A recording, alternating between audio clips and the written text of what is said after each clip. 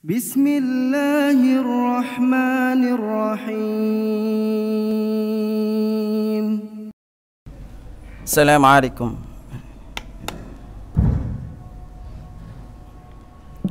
Assalamualaikum warahmatullahi wabarakatuh.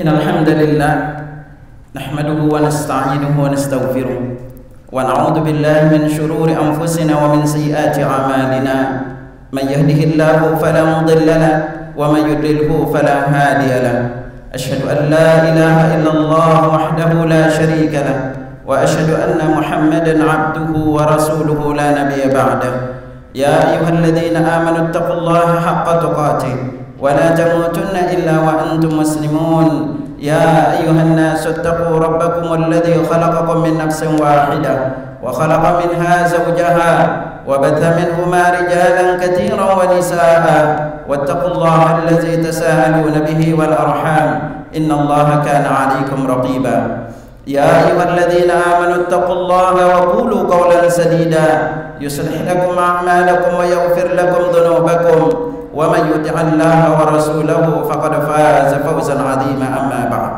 فإن أصدق الحديث كتاب الله وخير الهدي هدي محمد صلى الله عليه وسلم وشر الأمور محدثاتها وكل محدثة بدعة وكل بدعة ضلالة وكل ضلالة في النار. Jamaah salat Jumat rahimani wa rahimakumullah. Alhamdulillah, Allah Subhanahu wa taala senantiasa melimpahkan nikmat kesehatan kepada kita, memudahkan langkah kaki kita menuju rumahnya untuk melaksanakan kewajiban mingguan kita sebagai seorang muslim. Semoga kemudahan yang Allah Subhanahu wa taala berikan kepada kita ini akan mempermudah langkah kita menuju surga kelak di hari kiamat. Jamaah rahimani rahimakumullah, di antara janji Allah di dalam Al-Qur'an adalah bahwa Allah berjanji untuk mengijabah doa setiap orang yang berdoa. Kan itulah Allah Subhanahu wa taala berfirman dalam surat Ghafir ayat 40, wa qala rabbukum ud'uni astajib lakum. Tuhanmu berfirman, Tuhan kalian berfirman, berdoalah kepadaku, niscaya doa kalian aku ijabah. Dalam surah Al-Baqarah Allah Subhanahu wa taala berfirman, wa idza sa'alaka 'ibadi 'anni fa inni qarib. Jika hambaku bertanya kepada Muhammad tentangku, katakan sesungguhnya aku itu dekat. Ujibu da'watad da'i idza da'an. Aku mengijabah doa setiap yang berdoa. Falyastajibu li. Maka hendaklah dia memenuhi panggilanku. Wal yu'minu bi, dan mereka beriman kepadaku. La'allahum yarshudun, semoga mereka mendapatkan petunjuk. Ikhwatan rahimakumullah, ini adalah janji di antara janji Allah. Lalu mengapa kita merasa atau ada kalanya kita berdoa lalu doa kita belum merasa dikabulkan? Sering kita meminta, tetapi rasanya doa kita jauh dari dikabulkan oleh Allah Subhanahu wa taala, yang berujung kita pun jadi malas untuk berdoa. Ikhwatan rahimakumullah, di antara perkara penting di bab doa yang jarang kita sadari, bahwa doa apa aja yang kita minta kepada Allah, doa apa aja yang kita panjatkan kepada Allah, maka ketahuilah bahwa model pengkabulannya itu ada 3. Sekali lagi, doa apapun yang kita panjatkan dan minta kepada Allah, model pengkabulannya itu ada 3. Ingat perkara ini, agar jangan sampai nanti kita suudzon kepada Allah menyangka doa kita tidak dikabulkan. Sebuah hadis yang diriwayatkan dari Abu Sa'id Al-Khudri radhiyallahu anhu, diriwayatkan oleh Imam Ahmad, lalu At-Tirmidzi, Al-Bazzar, Abu Ya'la, juga oleh Imam Al-Bukhari dalam kitab beliau Adabul Mufrad. Nabi sallallahu alaihi wasallam bersabda, "Ma min muslimin yad'u bid'awah." Tidaklah seorang muslim berdoa dengan sebuah doa, laisa fiha ithmun wala qati'atu rahimin illa a'tahu biha ihda thalath. selama doa itu tidak mengandung unsur dosa dan pemutusan silaturahim, melainkan Allah pasti kasih salah satu di antara tiga. Mana yang pertama? Imma ayyu'ajjala lahu da'watah. Ada kalanya yang dia minta langsung diberi. Kita minta kesehatan, dikasih kesehatan. Kita minta dimudahkan dapat pekerjaan, dapat pekerjaan. Kita dimudahkan untuk yang belum menikah dapat jodoh. Itu tanda bahwa doa kita itu langsung dikabulkan sesuai persis yang kita minta. Dan selama ini yang terjadi model inilah yang kita sangka doa kita dikabulkan. Artinya ketika kita meminta sesuatu kepada Allah, sering berdoa kepada Allah, lalu tidak dikasih persis seperti yang kita minta, kita menyangka doa kita tidak dikabulkan oleh Allah. Lalu kita menyangka capek berdoa. Makanya ketika kita mungkin jamaah ada yang ngadu kepada ustaz, udah berdoa aja pak. Wah ustaz mau udah sering doa. Coba berapa sering kita berdoa? Karena selama ini setiap kali kita meminta, kalau langsung dikasih persis yang kita minta, baru kita menyangka doa kita dikabulkan. Tetapi kita merupakan model yang kedua dan ketiga. Apa model yang kedua doa dikabulkan? Wa imma an yaddakhiraha lahu fil akhirah. Apa yang dia minta sekarang disimpankan untuknya di akhirat. Alias tidak kita dikasih di dunia. Karena kenapa? Kalau semua yang kita minta alias doa kita dikabulkan di dunia, bisa-bisa kita sombong. Setiap kali berdoa langsung dikasih. Mungkin kita akan ada orang yang kita bilang hati-hati, saya doain nanti biar celaka. Coba kalau semua yang kita minta langsung dikasih.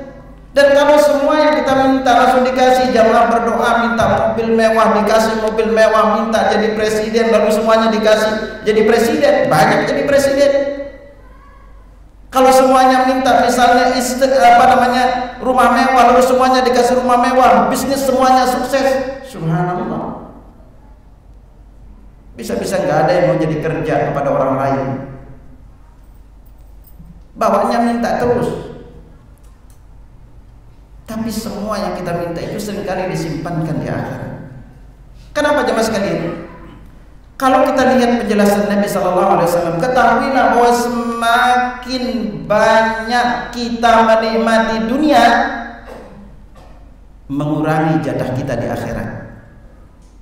Makanya Sufyan Ats-Tsauri berkata, silakan kalian minta kepada Allah, tapi ketahuilah itu cuma kalian seperti mengambil dari kantong kalian sendiri.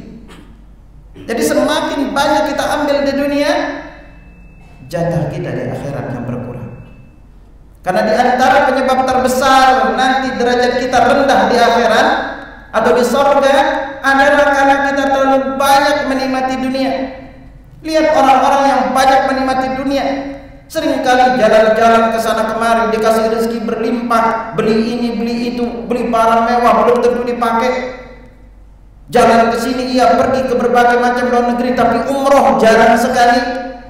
Kalau beli barang mewahmu gampang, makan di tempat mahal gampang, pas sedekah mikir-mikir untuk sedekah. Seringkali ini yang terjadi pada diri kita.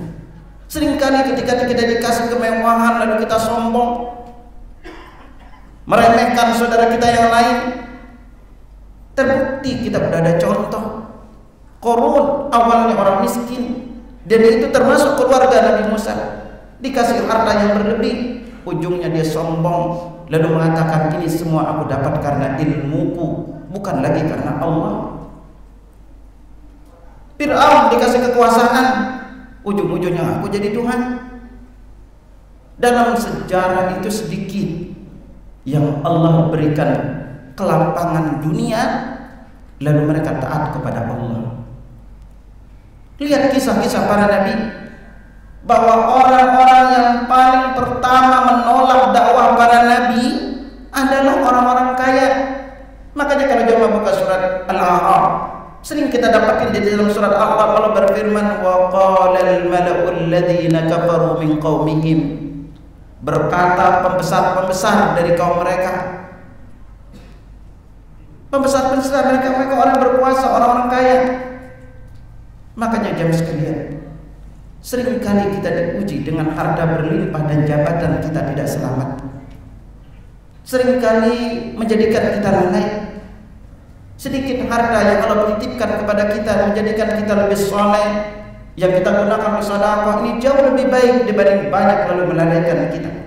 Tapi kalau kita bisa mengelolanya dengan baik, maka ini juga jadi barokah. Lihat sahabat kaya juga, Utsman bin Affan, Abdurrahman bin Auf, Abu Bakar, Umar, ini termasuk sahabat-sahabat yang kaya. Apalagi di awal dakwah Nabi, Khadijah radhiyallahu anha, istri beliau, yang Allah titipkan semua harta digunakan untuk dakwah. Jadi yang pertama, ingatlah selalu model doa kita dikabulkan langsung diberi. Model yang kedua, disimpankan untuk kita di akhirat. Lalu model yang ketiga, wa imma yasrifahu minas su'i mithlaha, atau Allah palingkan dia dari musibah sejenis yang akan menimpanya. Subhanallah, ikhwatal iman. Bisa jadi doa kita yang selama ini sering kita minta, ternyata dalam takdir hidup kita tahun sekian akan terjadi corona, lalu kita kena corona, tapi Allah takdirkan sembuh. Betapa banyak di antara kita ada yang kena meninggal, ada yang Allah takdirkan kena sembuh, ada yang setelah divaksin meninggal, ada yang sudah divaksin sehat. Kita tidak tahu takdir kita. Tapi ingatlah, di antara doa yang selama ini kita minta, mungkin terjadi kecelakaan kita selamat, mungkin terjadi bencana kita selamat. Itu adalah salah satu di antara efek doa yang selama ini terus kita minta kepada Allah Subhanahu wa taala. Karena ada kalanya doa-doa yang kita minta dulu di saat kita muda, di saat bertahun-tahunan kita minta, ternyata Allah baru kabulkan sekarang. Makanya lalu sahabat berkata, "Idzan nuktir," kalau kita banyak berdoa ya Rasulullah. Lalu Nabi bersabda, "Allahu akbar," Allah akan berikan kepada kalian jauh lebih banyak dibanding yang kalian minta. Barakallahu lakum fil Qur'anil Karim wa nafa'ani wa iyyakum bima fihi minal ayati wa dzikril hakim wa taqabbala minni wa minkum tilawatahu innahu huwal ghafurur rahim.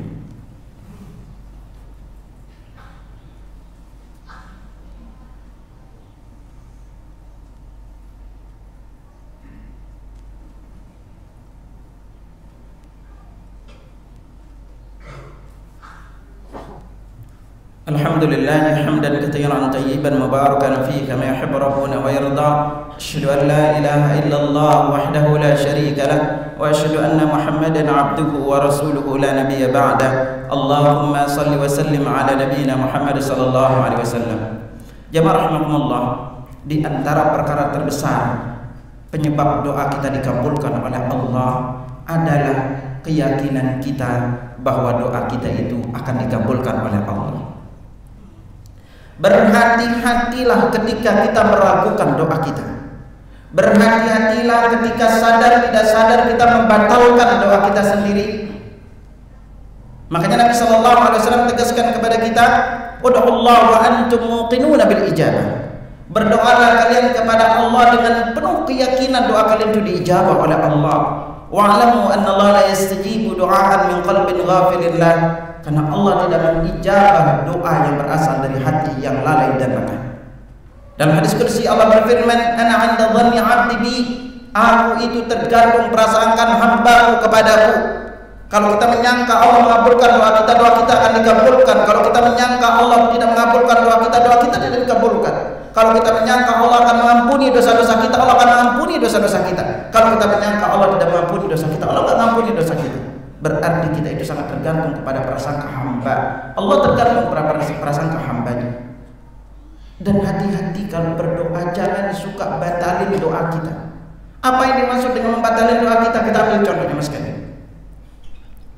Jamaah misalnya sekarang dagang atau pingin umrah atau haji, tetapi udah bertahun-tahun ngumpulin untuk umrah atau haji, segitu-gitu aja. Mau berangkat ada kebutuhan, mau berangkat terus gitu. Atau kita berbisnis sudah lama berbisnis, pingin untung lebih untuk haji atau umrah atau sedekah, gitu-gitu aja hasilnya. Akhirnya suatu saat angkat tangan, "Ya Allah, aku pingin berangkat umrah gratis. Atau aku pingin untung sebulan itu 100 juta ya Allah. Coba perhatikan. Seringkali selesai berdoa, lalu kita duduk, lalu kita berkata, emang bisa? Apa iya? Hati-hati kalimatnya. Sadar tidak sadar kita ragu kemampuan Allah. Padahal banyak orang yang berangkat haji atau umroh gratis. Banyak orang yang omsetnya itu miliaran bahkan triliunan. Lalu kenapa kita ragu? Kenapa kita batalin doa kita? Makanya setiap kali terbesit dalam diri kita, setiap apa yang kita minta kelihatannya rada-rada mustahil, maka selalu ingat firman Allah dalam surat Yasin ayat 82. Allah Subhanahu wa taala berfirman, innama amruhu idza arada syai'an an yaqula lahu kun fayakun. Perkaranya bagi Allah kalau berkehendak pun jadi-jadilah. Makanya kita dapatkan banyak kisah doa-doa terkabul. Lihat bagaimana Nabi Zakaria. Kalau jamaah baca kisah Nabi Zakaria alaihissalam, Nabi Zakaria itu sampai dengan udah usia belum punya anak. Makanya beliau dalam surat Maryam Allah berfirman tentang mengisahkannya. Qala Rabbi, wahai Tuhanku, inni wahanal 'azmu, tulangku udah lemah, washta'ala ra'su syaiban, rambutku sudah memutih, walam akum bidu'ai rabbi syaqiya, tapi aku enggak pernah berputus asa berdoa kepadamu. Dalam ayat lain dia berfirman, wa mraati akir, anak istriku mandul. Coba sekarang lihat ya sekalian, beliau udah tua, rambut udah memutih, istri beliau mandul. Berarti apa? Beliau udah usia, tetapi beliau enggak pernah bosan minta anak. Kenapa beliau minta anak? Awalnya enggak lagi minta anak, udah lama berdoa bertahun-tahun enggak dapat anak. Lalu ketika beliau dititipkan Maryam, lalu apa yang terjadi? Ketika dititipkan Maryam itu cuma cukup beribadah aja. Ternyata yang bisa masuk ke tempat ibadahnya itu hanya Nabi Zakaria. Tetapi yang terjadi setiap kali Nabi Zakaria masuk ke tempat ibadah, maka beliau mendapati buah-buah musim dingin ada di musim panas. Buah musim panas ada di musim dingin. Ini bertentangan dengan yang ada. Lalu Nabi Zakaria bertanya, "Anna laki hadza?" Dari mana engkau mendapatkan ini semua? Apa jawabannya? Huwa min 'indillah. Semua makanan ini dari sisi Allah. Innallaha yarzuqu man yasha'u bighairi hisab. Allah memberikan rezeki kepada siapa yang Dia kehendaki. Setelah tahu itu, Nabi Zakaria terus enggak putus asa berdoa. Apa doanya? Rabbi la tadharni fardan wa anta khairul warithin. Wahai Tuhanku, jangan kau biarkan aku sendiri, maka Engkau adalah sebaik-baik pemberi waris. Nabi Zakaria terus berdoa kepada Allah dengan keyakinan doanya akan dikabulkan. Akhirnya Allah pun berfirman dalam surat Maryam, fastajabna lahu, kami ijabah doanya, wa wahabna lahu Yahya, kami karuniakan kepadanya Yahya, wa aslahna lahu zawjah, dan kami jadikan istrinya mandul itu jadi mengandung. Subhanallah. Makanya antum kalau ada udah lama berkeluarga belum punya anak, pas cek ke dokter lalu dokter mengatakan nggak mungkin punya anak, ingat kita udah punya kisah Nabi, ikutin aja polanya. Makanya jangan kita putus asa. Apapun kesulitan besar kita ya teman-teman, hatta walaupun kita punya banyak utang yang menggunung, kasusnya juga terjadi kepada para sahabat. Ada seorang sahabat yang bernama Abu Umamah Al-Bahili radhiyallahu anhu. Tiap hari kerjaannya duduk di masjid. Akhirnya Nabi datang kepadanya, "Ya Abu Umamah, ma araka tajlisu fil masjid fi ghairi waqti shalah?" Ada apa gerangan kamu duduk-duduk di masjid ini kan bukan waktu salat? Lalu apa kata Abu Umamah? Humumun duyunun wa humumun wa Rasulullah. Aku ada banyak utang dan kegelisahan yang terus melandaku. Jadi banyak utang dan gelisah terus tentang masa depannya. Apa yang terjadi kita takut terus. Maka Nabi ajarkan sebuah doa. Bacalah doa ini. Setiap kali kamu berada di waktu pagi dan sore hari, sebanyak 3 kali. Apa doanya? Allahumma inni a'udzubika minal hammi wal hazan, wa a'udzubika minal ajzi wal kasal, wa a'udzubika minal jubni wal bukhli, wa a'udzubika min ghalabatid daini wa qahrir rijal. Apa kata Abu Umamah? Aku laksanakan perintah Nabi ini. Beliau baca setiap pagi dan sore hari. Lalu kata beliau, lalu Allah menghilangkan kesedihanku dan melunasi semua hutang-hutangku. Subhanallah. Jadi akhirnya semua masalah hidup itu kita udah ada solusinya di dalam Islam. Maka dari itu, yakinlah apapun masalah hidup kita, mintalah kepada Allah. Walaupun itu terlihat mustahil, maka ingatlah kisah Nabi Yunus alaihissalam. Beliau berada di dalam 3 kegelapan, gelapnya dalamnya laut, gelapnya malam, dan gelapnya perut ikan. Tapi beliau berdoa kepada Allah, Allah pun dikabulkan doanya. Semoga ini menjadi pelajaran bagi kita untuk tidak pernah putus asa meminta kepada Allah dengan keyakinan doa kita akan dikabulkan oleh Allah Subhanahu wa taala. Mari kita berdoa. Alhamdulillahirabbil alamin. La ilaha illa anta subhanaka inna kunna minadh dhalimin. La ilaha illa anta subhanaka inna kunna minadh dhalimin. La ilaha illa anta subhanaka inna kunna minadh dhalimin. Allahumma ighfir lil mu'minina wal mu'minat. اللهم اغفر للمؤمنين والمؤمنات اللهم اغفر للمؤمنين والمؤمنات الأحياء منهم والأموات يا مقلب القلوب ثبت قلوبنا على دينك ويا مصرف القلوب صرف قلوبنا على طاعتك اللهم إنا نسألك فعل الخيرات وترك المنكرات وحب المساكين وأن تغفر لنا وترحمنا وإذا أردت فتنة قوم فتوفنا غير مفتون ونسألك حبك وحب من يحبك وحب عمل يقربنا إلى حبك اللهم إنا نسألك الهدى والتقى والعفاف والغنى اللهم إنا نسألك المعافاة في الدنيا والآخرة اللهم إنا نسألك المعافاة في الدنيا والآخرة اللهم إنا نسألك المعافاة في الدنيا والآخرة ربنا لا تزغ قلوبنا بعد إذ هديتنا وهب لنا من لدنك رحمة إنك أنت الوهاب ربنا ظلمنا أنفسنا وإن لم تغفر لنا وترحمنا لنكونن من الخاسرين ربنا آتنا في الدنيا حسنة وفي الآخرة حسنة وقنا عذاب النار وصلى الله على محمد وعلى آله وصحبه وسلم والحمد لله رب العالمين. فبأي آلاء ربكما تكذبان